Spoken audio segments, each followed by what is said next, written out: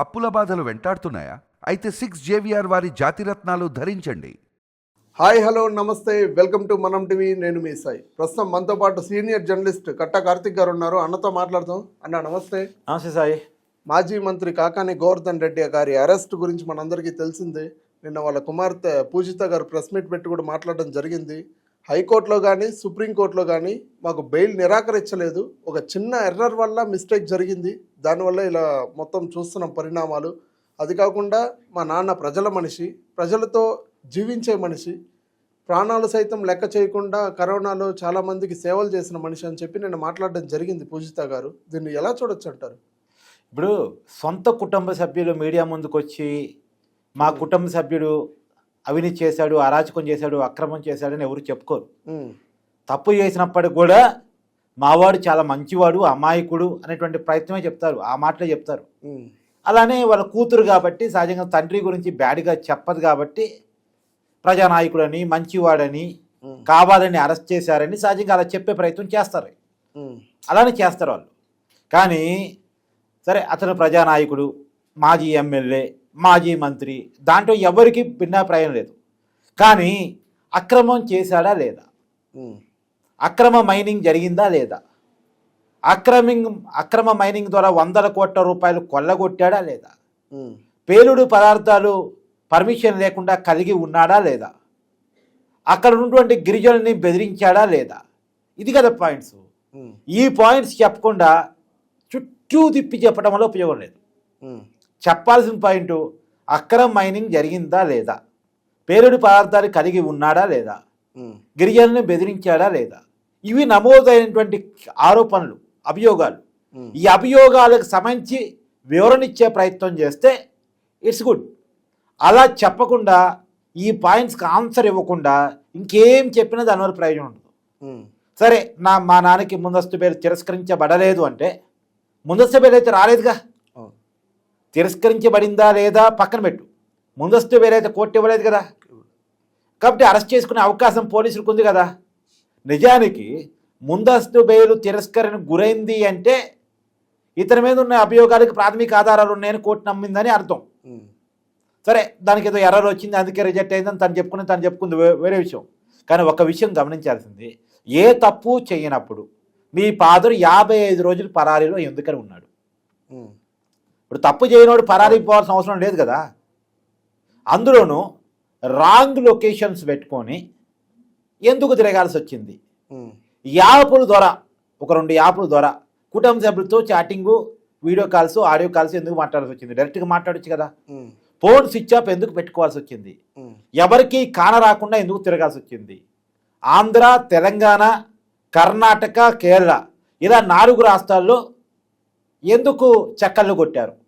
అంటే ఎక్కడున్నామో తెలియకుండా ఇలా తిరగాల్సిన అవసరం ఎందుకు వచ్చింది? నిజానికి పోలీసులు ఎక్కడ పట్టుకున్నారు? కేరళ సరిహద్దు, కర్ణాటక రాష్ట్రంలో పట్టుకున్నారు. ఒక రిసార్ట్లో పట్టుకున్నారు, ఒక హోటల్లో పట్టుకున్నారు. ఎందుకు పోలీసులు అక్కడికి వచ్చి పట్టుకోవాల్సిన పరిస్థితి వచ్చింది? మీ ఫాదరే వచ్చి పోలీసుల విచారణకు హాజరు కావచ్చు. ఏ తప్పు చేయనప్పుడు, తప్పే జరగనప్పుడు, మంచివాడైనప్పుడు పోలీసుల ముందుకు వచ్చి విచారణకు హాజరు కావచ్చుగా. రెండోది, ప్రజా జీవితంలో ఉండేవాళ్ళు పారదర్శకంగా ఉండాలి. వాళ్ళ జీవితం తెరిచిన పుస్తకంలా ఉండాలి. ప్రజా జీవితంలో ఉండేవాళ్ళు మచ్చలతోటి, మాయలతోటి, దాక్కునేటువంటి నేచర్తో ఉండటానికి వీల్లేదు. వాళ్ళ మీద అభియోగాలు, ఆరోపణలు వస్తాయి, సహజంగా ప్రజా జీవితంలో ఉన్నప్పుడు వస్తాయి. వాటిని నిరూపించుకోవాల్సిన బాధ్యత వాళ్ళదే, తప్పదు. వాళ్ళకి అదొక బాధ్యతగా తీసుకోవాలి. వాళ్ళ మీద ఆరోపణలు పడ్డప్పుడు, అభియోగాలు మోపినప్పుడు, కేసులు వచ్చినప్పుడు తమేమీ తప్పు చేయలేదని నిరూపించుకోవాల్సిన బాధ్యత వాళ్ళకు ఉంటుంది. మరి అలా ఎందుకు నిరూపించుకునే పని చేయకుండా పరారీ అయ్యాడు? ఎందుకు? ఇప్పుడు తను లీగల్గా ఫైట్ చేసుకోవాలి. కోర్టుకు వెళ్ళే హక్కు తనుకుంది, ముందస్తు బెయిల్ కోసం వెళ్ళే హక్కు ఉంది, కేసు మీద స్టే తెచ్చుకోవడానికి వెళ్ళే హక్కు తనుకుంది. ఒకవేళ అతని మీద పెట్టిన కేసులో ఎలాంటి ప్రాథమిక ఆధారాలు లేవని కోర్టు నమ్మితే ముందస్తు బెయిల్ ఇచ్చే అవకాశం ఉంటుంది, కేసు మీద స్టే ఇచ్చే అవకాశం ఉంటుంది, ఒకవేళ అరెస్ట్ చేసినా బెయిల్ ఇచ్చే అవకాశం ఉంటుంది, రిమాండ్ విధించే అవకాశం ఉండదు. తప్పు చేయలేదని కనుక కోర్టు భావిస్తే, ప్రాథమిక ఆధారాలు లేవని కనుక కోర్టు భావిస్తే, ఒకవేళ ప్రాథమిక ఆధారాలు ఉన్నాయని కనుక న్యాయస్థానం భావిస్తే రిమాండ్కి వెళ్తాడు, బెయిల్ రాదు, జైలు జీవితాన్ని గడపాల్సి వచ్చింది. అంటే తనకు తానుగా ఆధారాలు పోలీసులు సంపాదించారు, క్లియర్గా తప్పు చేసినట్టు ఉంది అని భావించాడు కాబట్టే పరారీకి వెళ్ళాడా? ఇప్పుడు సహజంగా పరారీ పోవాల్సిన అవసరం ఎవరికి వస్తుంది? దొంగలకు వస్తుంది, రౌడీలకు వస్తుంది, తప్పు చేసిన వాళ్ళకి వస్తుంది, అంతే కదా, మోసగాళ్ళకి వస్తుంది. రైట్. మరి ఇతను ప్రజాప్రతినిధి, వాళ్ళ కూతురు చెప్పినట్టే ప్రజా జీవితంలో ఉన్న వ్యక్తి, సర్వీస్ చేసే వ్యక్తి, గతంలో ఎమ్మెల్యేగా మంత్రిగా పనిచేసిన వ్యక్తి, ఇతను ఎందుకు పరారీలో పోయాడు అంటే వాట్ ఇట్ ఇండికేట్స్ అంటే తప్పు చేశానని తను ఒప్పుకున్నాడు. ఒప్పుకున్న తర్వాత కూడా ఇంకా వాళ్ళ కూతురు వచ్చేసి ఇలా చెప్పే ప్రయత్నం చేయడం ప్రజల్లో సానుభూతి కోసం. ఎందుకంటే వైసీపీ నాయకులు అరెస్ట్ అయిన తర్వాత ప్రజలు అనుకుంటుంది ఏంటంటే తప్పు చేశారు కాబట్టి అరెస్ట్ అయ్యారు, వీళ్ళకి ఇంతే కావాలి అని అనుకుంటున్నారు. కాబట్టి ప్రజలను నమ్మించారు, ముందు తప్పు చేయలేదు కావాలని అరెస్ట్ చేశారు అని నమ్మించాలి. నమ్మించడం కోసం కుటుంబ సభ్యులు రంగంలో దిగుతున్నారా? ఇప్పుడు చాలా క్లియర్గా నేను ఎవరైతే వాళ్ళ కూతురు ఉన్నారో ఆమెకు చెప్పదలుచుకున్నా, అమ్మ మీరొచ్చి మాట్లాడినంత మాత్రాన, మీరొచ్చి ఏడ్చినంత మాత్రాన జనానికి చేసినటువంటి నేరాలు కనపడకుండా పోవట్లేదు. ప్రజల ముందు చాలా క్లియర్గా వీళ్ళ సాక్ష్యాలు ఉన్నాయి. అందుకనే గత ఎన్నికల్లో ఓడించారు. గత ఎన్నికల్లో ఓడిపోవటానికి వీరు చేసిన అరాచకాలు, అక్రమాలు, మోసాలు, కుట్రలు కారణం. సర్వేపల్లి కేంద్రంగా ఎలాంటి బెదిరింపులకి పాల్పడ్డారు, ఎలా పోర్జరీలు చేశారు, ఎలా బడుగు బలహీన వర్గాల వాళ్ళని బెదిరించారు, ఎలా భూముల్ని అన్యాక్రాంతం చేసుకున్నారు, అమరావతి రైతుల పట్ల ఏ రకంగా ప్రవర్తించారు. నిజానికి అమరావతి రైతులు పాదయాత్రగా న్యాయస్థానం టు దేవస్థానం ఒక పాదయాత్ర చేశారు. ఆ పాదయాత్ర కాకాని గోవర్ధన్ రెడ్డి గారు ప్రాతినిధ్యం వహిస్తున్న సర్వేపల్లి నియోజకవర్గం మీదుగా వెళ్తున్నారు. వాళ్ళ పాదయాత్ర చేసుకుంటూ వెళ్తున్నారు. వాళ్ళ దారిలో వాళ్ళ నియోజకవర్గం వచ్చింది. నా నియోజకవర్గంలో స్టే చేయడానికి లేదు, నా నియోజకవర్గంలో అన్నం తినడానికి లేదని ఓటర్లు అన్నిటికీ మంత్రిగా ఉండి ఈయన హుకుం జారీ చేశాడు, వాళ్ళకి అన్నం పెట్టొద్దు అని. వాళ్ళకి వాటర్ ఇవ్వద్దని హుకుం జారీ చేశాడు, వాళ్ళకి రూములు ఇవ్వద్దని హుకుం జారీ చేశాడు. వాళ్ళు అక్కడ స్టే చేసుకోవడానికి అవకాశం లేకుండా వాళ్ళ రోడ్డు పక్కన షెల్టర్స్ కట్టుకుంటే వాటిని కూల్చేశాడు. చివరికి వాళ్ళు పొద్దు నుంచి సాయంత్రం దాకా పాదయాత్ర చేసి సాయంత్రం పూట వేరే నియోజకవర్గానిపై స్టే చేసి మళ్ళీ తర్వాత రోజు సర్వేపల్లి వచ్చి మళ్ళీ పాదయాత్ర కొనసాగింపు చేసే పరిస్థితికి వాళ్ళు వచ్చారు. రైట్. చూస్తే అన్నం పెట్టే రైతుల పట్ల ఎంత దారుణంగా ప్రవర్తించారంటే చివరికి నిరసనగా రైతులు, అమరావతి రైతులు నిరసనగా రోడ్డు మీద అన్నం పెట్టుకొని, ఇస్త్రాకు లేదు, ఉట్టి డైరెక్ట్గా రోడ్డు మీద పెట్టుకొని అన్నం తిన్నారు.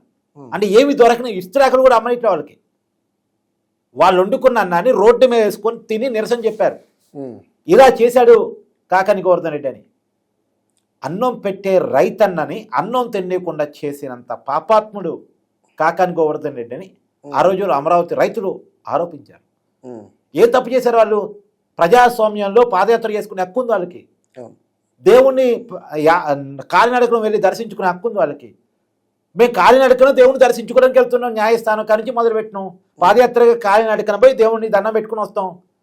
మా అమరావతి రాజధానిగా కట్టేటట్టు చూడండి, మాకు న్యాయం చేయండి అని చెప్పేసి రాజధాని కడతానంటే భూములు ఇచ్చాం మేము, ప్రభుత్వం మారింది, రాజధాని కట్టనని చెప్తుంది, మా భూముల్ని ఎట్టబడితే అలా పిచ్చి మొక్కలతో వదిలేసింది, ఎలా పడితే అలా వాడుతుంది. కాబట్టి దయచేసి మాకు ఒక రాజధాని కట్టేలా, మాకు డెవలప్మెంట్ వచ్చేలా మీరు ఆస్పర్దించేనా దేవుణ్ణి వేడుకోవడానికి కాలినడకన పోతా ఉన్నారు వాళ్ళు. అదేదో పాపమైనట్టు, నేరమైనట్టు, వాళ్ళేదో తీవ్రవాదులైనట్టు, నక్సలైట్లైనట్టు వాళ్ళ మీద చూపించిన వివక్ష, వాళ్ళ పట్ల ప్రవర్తించిన తీరు ఎవరూ మర్చిపోలేదు. ఇది ఇప్పుడు నిజంగా ఒక మహిళగా ఆ రోజు అమరావతి మహిళా రైతులకు జరిగిన అన్యాయం మీద కనుక ఆ రోజే తను మాట్లాడుంటే ఈ కూతురు చాలా బాగుండేది. ఆ రోజు మాట్లాడినటువంటి నోరు, ఆ రోజు లేవనటువంటి నోరు తండ్రి అరెస్ట్ అయ్యేసరికి వచ్చిందే. ఆ రోజు కన్నీరు రాలేదా? ఈ రోజు వస్తున్నాయి. అమరావతి మహిళా బిడ్డలు, రైతులు ఆ రోజు రోడ్డు మీద పడి రోడ్డు మీద అన్నం తింటూ ఉంటే, వడ్డించుకొని విస్తిరాకు కూడా లేకుండా మట్టితో కూడిన అన్నం తింటూ ఉంటే ఆ రోజు కన్నీరు రాలేదా? ఆ రోజు బాధ అనిపించలేదా? ఒకటి గుర్తుపెట్టుకోవాలి, కర్మ రిపీట్. ఎప్పటికైనా కర్మ ఫలితం అనుభవించక తప్పదు. చేసిన తప్పులు వెంటాడతాయి. అధికారం ఎప్పుడూ శాశ్వతం కాదు. అధికారాన్ని అహంకారంగా పీలై ఇష్టం వచ్చినట్టు చేసి ఇక మాది రాజ్యం, మేము చెప్పినట్టు నడిచిద్ది ఇలా చేస్తే నాకు జగన్మోహన్ రెడ్డి గారు పదవులు పెంచుతారు అనుకుని జగన్మోహన్ రెడ్డి గారు ఏదో ఆకాశం నుంచి ముఖ్యమంత్రిగా ఉండటానికే జీవితకాలం ఊడిపడ్డాడు అనుకొని జీవితకాలం తమదే అధికారం అనుకొని వాళ్ళ ప్రవర్తించిన తీరు ఇవాళ కేసులుగా మారి జైలు జీవితంగా మారి వాళ్ళని వెంటాడుతుంది అనుకోవాలి. ఎదివే వాళ్ళు తప్పు చేసి ఉంటే శిక్ష అనుభవిస్తారు, తప్పు చేయకపోతే బయటకు వస్తారు. అది న్యాయస్థానంలో నిర్ధారణ అయ్యే అంశం. Thank you.